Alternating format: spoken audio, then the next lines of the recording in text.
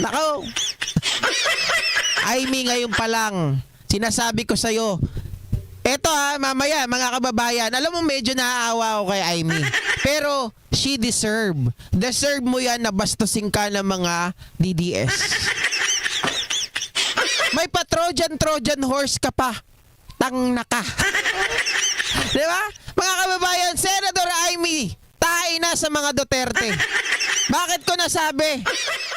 Natay na si Senator Amy sa mga Duterte. Balikan ko to mamaya, yung topic na ito. Puntahan muna natin si Senator Amy. Alam nyo ba mga kababayan, pinuputakti ngayon si Senator Amy Marcos ng mga DD shits. Bakit? Eto po, mga kababayan. Sabi nila kay Senadora Amy, tama ba? Okay.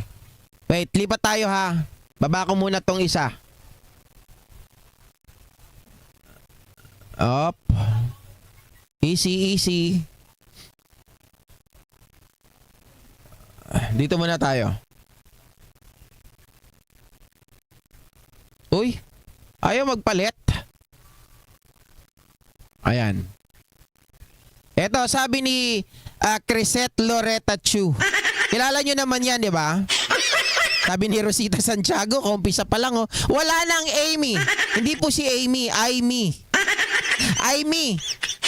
Yung Amy, kapatid nila yon, mga kababayan. Si Little Amy. Okay? So sabi ni Crisette Loretta Chu, di ko alam kung na-finger licking good din to ni Duterte. Sabi niya, if Senator Amy R. Marcos doesn't speak up, and now, we don't mean her usual bag, pa-safe comments, can we all agree she's just another budol? Worse, a Trojan horse. Hello, BP Sara. Once is enough. People are already dying. Dying daw? Baka daing. Kayo mukhang daing, di ba? Sabi niya pa rito, usapan natin dito sa Kubol ha, if Senator Amy R. Marcos doesn't issue a strong statement by today on what happened at the KOJC, she's done. 2 years na hinayaang maging spy. Mga kababayan, eto na, Senador Amy Marcos, umaasa ka ng boto sa mga ito, tapos ang turing pala sa'yo, basura. Ang turing pala nila sa'yo, spy. Hindi pala sila naniniwala sa'yo. Kaya pala itong si Baste, mga kababayan, gigil na gigil dito kay Senador Amy Marcos. Diba? Binalaan niya pa yan na kung hindi mananahimik, mga kababayan. Oh, di ba? Shoutout Delma Villar, Mama Pinky May A. Ito, tingnan nyo, tinatakot nila si Amy Marcos, mga kababayan. Na kung hindi raw magsasalita laban sa kanyang kapatid, she's done. Kala nyo naman may bilang kayo. Diba? Oh, sabi niya pa, blood is thicker than water. So hindi talaga sila naniniwala, mga ka-GP, kay Senador Amy. Frozen asset is more valuable than friendship. So they are talking about doon daw sa kayamanan nila na naka-freeze doon sa Amerika. Yun daw ang mas mahalaga kaysa doon sa friendship ni Sara at ni Senadora Amy. Greed is importanter than gratitude. Ayop!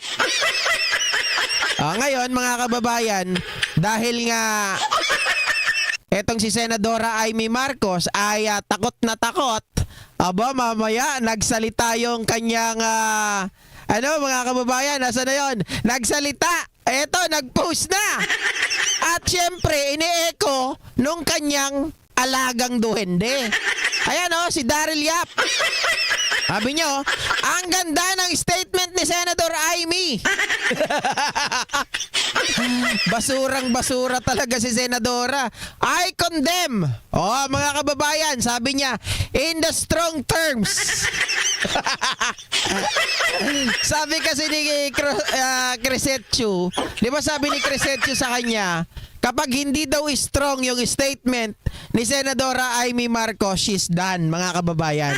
Kaya ngayon, sinabi ni Daryl Yap, ang ganda ng sinabi ni Senadora Amy, mga kababayan, nandun yung salitang strong, strongest terms.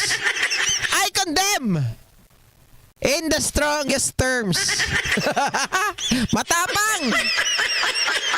Mga kababayan, ayan na, Daryl Yap. Crisette. Oh, matapang na, ayan oh, strongest terms. The excessive show of force by the PNP and its raid on the Kingdom of Jesus Christ compound in Davao City.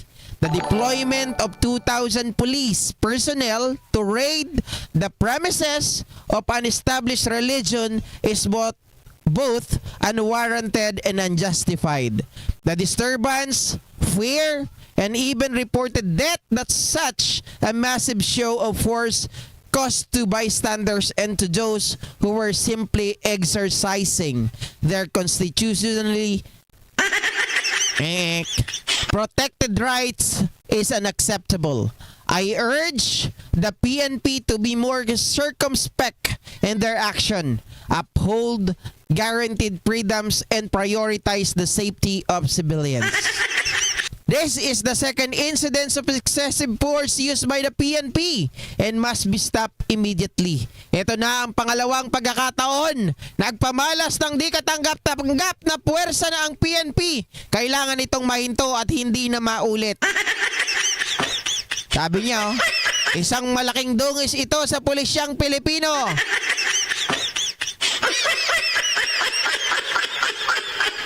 Sarap pekto sa ni Bongbong, Lisa, Martin at ng mga backup dancer nila. Di ko alam kung magkasama to eh. Hinighlight. Alam nyong hindi ako bahagi ng kahit anong trip ng mga ito. Ang kakapal na mukha, hindi na naiya sa mga paeksena, mga piling Diyos. Mga DDS, mga loyalista, huwag nyo akong awayin, huwag nyong ibunton sa akin ang galit nyo kay Lisa. Embier na rin ako dyan. Sino nagsabi sa'yo na galit ang mga loyalista kay First Lady Lisa? Ano yan, Senador Amy Marcos? Tau-tauhan ka lang ng mga Duterte? Tapos, kuda ka ng kuda na ganyan. Inaaway ka ng mga Duterte. Inuutos-utusan ka lang, di ba, Doc Peli Perez? Para kang timawa. Amy, sinira mo ang pangalan ng mga Marcos. Sino ba talaga jowa mo? Nagtatanong lang. Is it si Digong or si Sara? Sino ba katikiman mo dyan? Nagtatanong lang. Hindi ko malaman eh. Sino ba talagang jowa mo? Si Digong o si Sara? Para kang taing-tai sa kanila eh. Tingnan nyo mga kababayan, tinatakot ka pa nila. Senadora Amy, isang Marcos, tinatakot lang ng mga bullshit na DDS. Diba, papit? Amy Marcos, wala ka na bang dangal sa sarili mo? Sabi ni Apollo Peliosis, umaalingaw-ngaw ang statement ni Amy. Ay, hindi po Amy. Walang A. Kasi yung may A, kapatid nila yon, yung ampun nila. Sa haba ba naman ng baba ni Babalina, parang trompeta ang arrive ng statement. Kaya nga, diba? Mga kababayan, natakot. Natakot, nagbigay ng statement ang gaga. Tinakot ka lang si Crisette. Si Crisette lang ang nagsalita sa'yo ng ganon. Natakot ka, ngayon ka pa natakot eh, wala ka naman ng botong makukuha. Alam ko mga kababayan, lahat kayo dito, baka merong 1% lang dyan na naniniwala pa kay Senadora Amy Marcos. Ako, ito sasabihin ko sa inyo. No? Kung si Amy Marcos, babalahurain niya mga Duterte. Ipagkakalandakan ko. Oh! Ang gagawin ko, mga kababayan, ako pa mismo ang kakampanya kay Amy Marcos. Totoo yan. Basta balahurain niya yung mga Duterte, basta balahurain niya yung mga DD shit vloggers, basta balahurain niya yung mga DDS supporters. Diba? Mga kababayan, kaya mo niyuyurak. Alam mo kung galit ka dun sa hipag mo, kayo na lang. At saka yan, family matters, dapat sa bahay yan pinag-uusapan. Sabi ni Edna Bunaw, Amy, isang big tanga. Rosita Santiago, salamat po. Sabi niya, may sekretong kinakatakutan yata si Amy. Mga kababayan, well, yan din ang tanong ko. Amy, may alam ba si Digong na tinatago-tago mo? Amy, sino ba ang jowa mo? Ha? Kaya tama lang mga kababayan na wag nating suportahan itong si Amy. Pero, again ulitin ko, kapag binanatan niya, binalahura niya mga Duterte, game, kampi ako sa kanya. Oo, kakampi ako sa kanya, ikakampanya ko siya. Halaka. Totoo, kakainin ko na lang yung mga kababayan. Basta binalahura niya mga DDS. Halaka. Basta balahurain niya si Sara. Yari ka! Basta balahurain niya si Digong. Halaka. At umamin siya ng pagkakamali, ikakampanya ko po si Amy Marcos. Shoutout sa'yo, Elizar Yage. Kayo ba, mga kababayan? Tapatan tayo sa lahat ng 547 dito na nanonood. Kalahati lang yung mga nag-like. Palagay ko, meron pang Amy Marcos dito. So, press or type 1, mga kababayan, kung hindi nyo na iboboto si Amy Marcos. Type 2, kapag iboboto nyo si Amy Marcos. Marcos. Sige nga, magkaalaman tayo dito. Magkaalaman Sabi ni Antonio Marcos, may alas ang Duterte dyan. Palagay ko.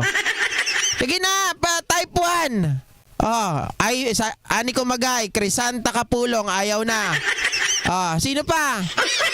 Rosita Santiago, ayaw kaya Amy.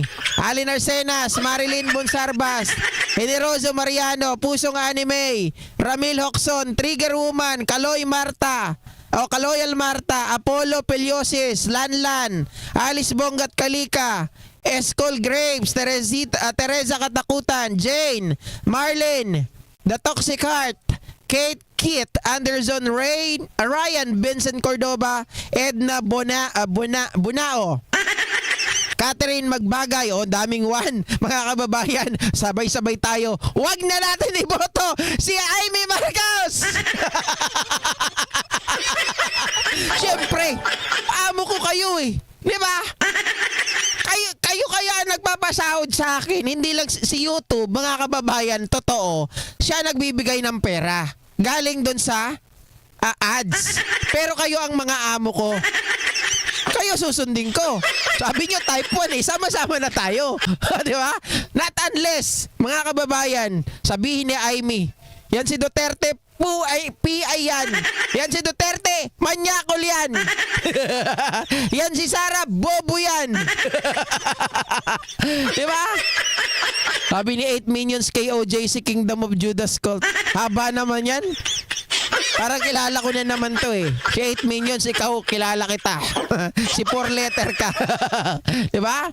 Los Biminda Galaites, ayaw ko na kay Amy. O kay Amy. Nanggagalaiti na siya, ha?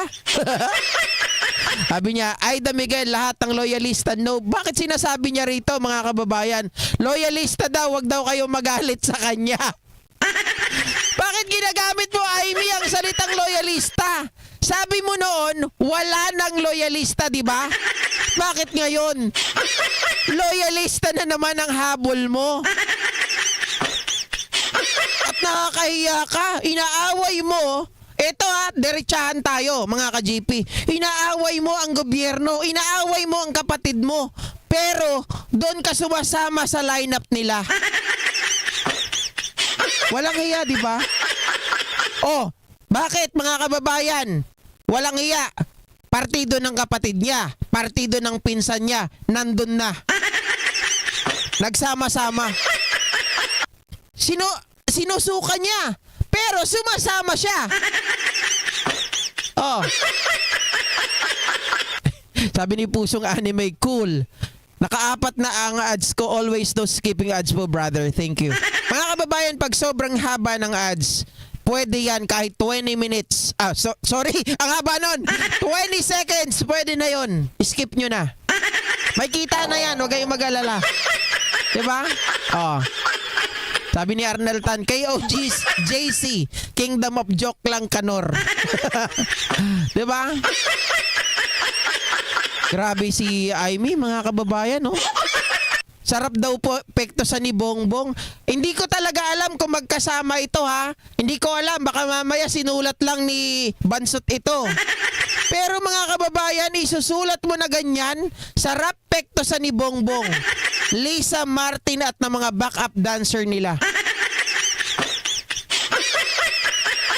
Si Pangulong Bongbong Marcos ginagawa ang lahat para malinis ang pangalan, malinis ang mga kalat ni Duterte. Si Lisa Marcos bilang isang asawa ay nasa likod lagi ni Pangulong Bongbong Marcos. Kung hindi dahil kay Lisa, baka ang Pilipinas ay Vic Rodriguez Nation na. 'Di ba? Nandiyan na si Maharlika, nandiyan na si Zoraida. Oh. Ano pa mangyayari sa atin? Kung si Martin, si Speaker Martin wala dyan, mga kababayan, palagay nyo, magkakaisa ba?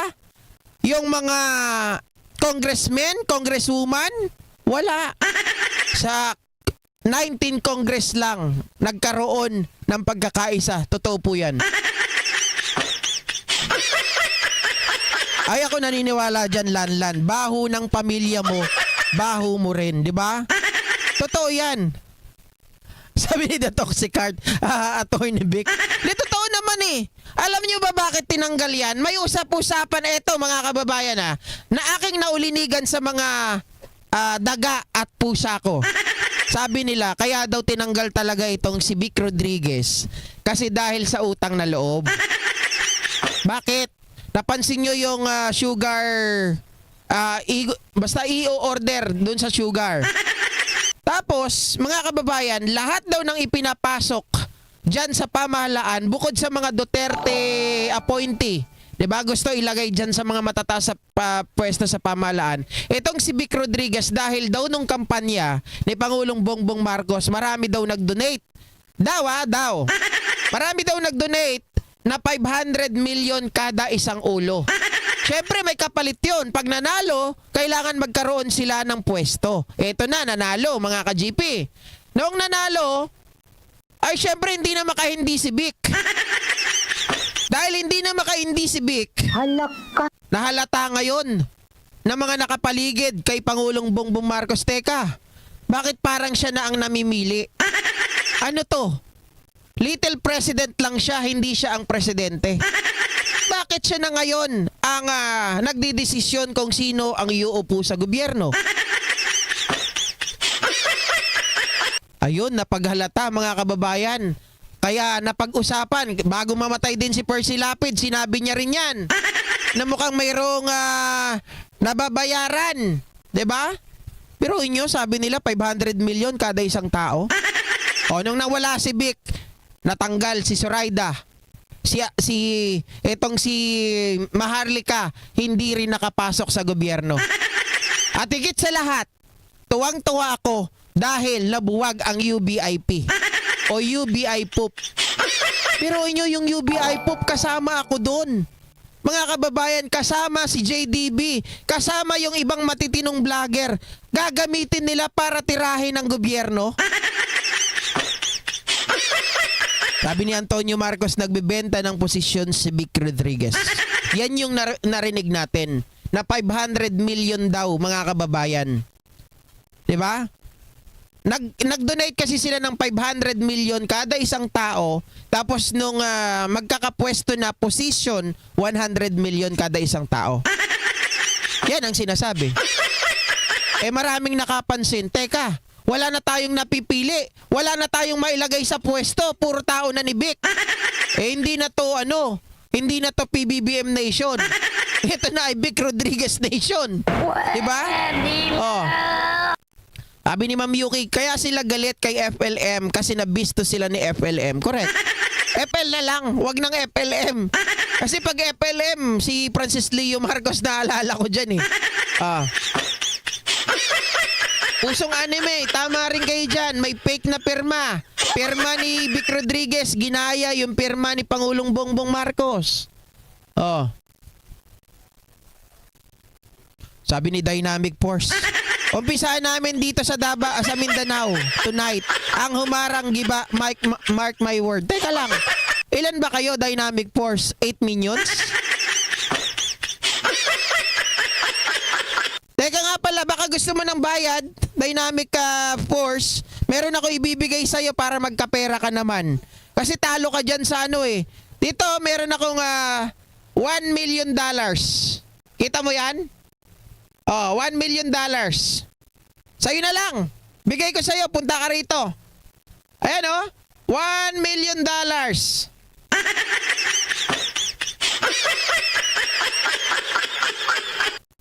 million.